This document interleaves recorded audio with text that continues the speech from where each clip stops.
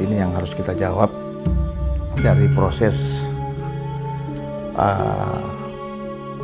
gugatan di PT UN terkait yayasan.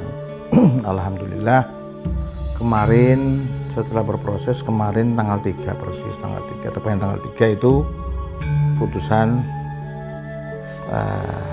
artinya perkara ini setelah diputus dalam perkara nomor 25/G/2001 PT UN.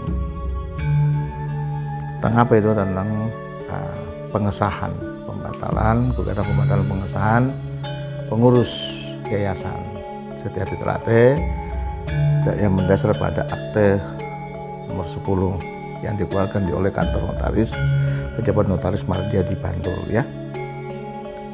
Di mana putusan tersebut hasilnya alhamdulillah mengabulkan gugatan, di dalam amar putusannya mengabulkan gugatan para penggugat untuk seluruhnya, di antaranya membatalkan pengesahan tersebut dan mencabut segala apa yang menjadi dasar dilakukan oleh mereka, kan?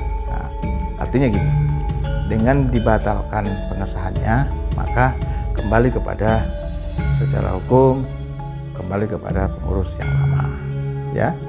Walaupun di sini ada aktenya Pemardia, akte notaris itu nomor 10 itu masih walanjar, tetapi pengesahannya di Kemenkumham sudah dibatalkan, ya, pengesahan di Kemenkumham. Nah, ada pertanyaan dari cabang-cabang, terus selanjutnya bagaimana, kan? Nah, itu yang menjadi pertanyaan dan harus kita jawab semua itu. Bahwa perkara ini masih berproses, baru diputus tanggal 3, tidak menutup kemungkinan dari pihak lawan, baik itu tergugat maupun tergugat intervensi, melakukan upaya hukum.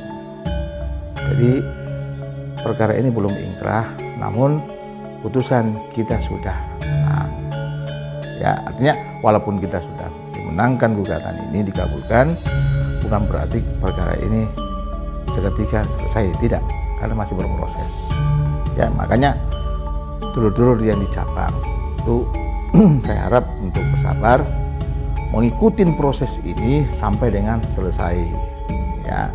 Masih ada upaya hukum banding, kasasi dan seterusnya, ya. Setelah kasasi itu nanti baru kita bicara status perkara tersebut sudah mempunyai kekuatan hukum tetap atau inkrah van gewisde atau belum, kan? Itu setelah itu berprosesnya di kasasi. Terus itu, Mas. Jadi intinya gugatan yang dilayangkan oleh saudara Kang Mas Bagus Rizky Dinarwan, Mas Dirman, Mas Benu terhadap pengesahan pengurus itu dikabulkan seluruhnya oleh Pengadilan Tata Usaha Negara Jakarta.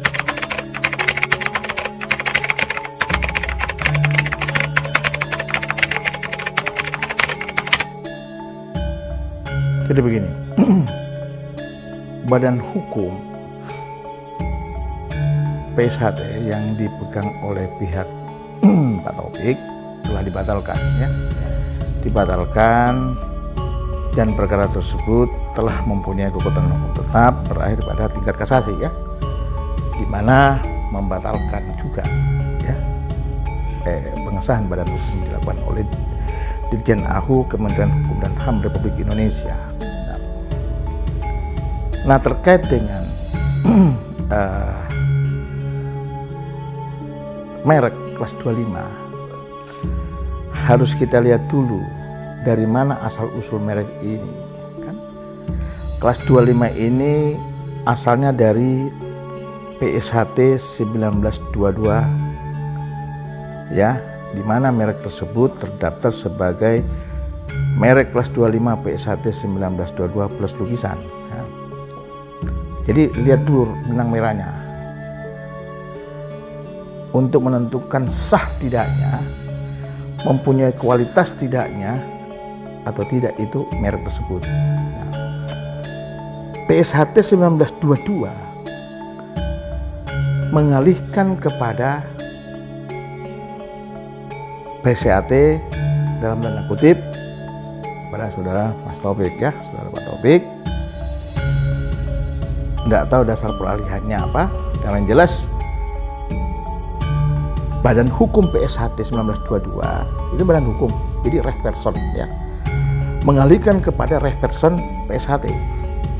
Saudara, yang di dalam hal ini Pak Taufik bertindak selaku ketua umum kan, padahal di dalam putusan ini Pak Taufik telah dinonaktifkan kan, baik itu putusan 217 kalau nggak salah ya, putusan terkait dengan badan hukum maupun merek, sama pertimbangan hukumnya. Jadi reh krondennya dalam putusan tersebut sama, mempertimbangkan di dalam reh kronden itu bahwa saudara Taufik telah dinonaktifkan oleh Majelis Luhur ya, dan telah pula dilaksanakan parapatan luhur pada tahun 2017 dan menghasilkan mengangkat saudara Mas Muljoko selaku ketua umum.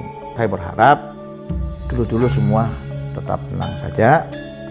Ditetapkan tersangka belum tentu bersalah. Dulu di pesakitan belum tentu bersalah. Yang bisa menentukan orang itu bersalah hanya itu merupakan kewenangan daripada majelis hakim ya, atau befukit hakim, bukan polisi, jaksa dan sebagainya ya. Karena hakim itu mempunyai kedudukan penilaian objektif dan subjektif. Ya, kalau kita lawyer dan sebagainya dari sudut pandang subjektif. Oke, jadi begitu. Ini kan masih proses juga, belum tentu tersangka langsung bersalah kan. Ini asas peraduga tak bersalah, itu asas hukum kita kan itu.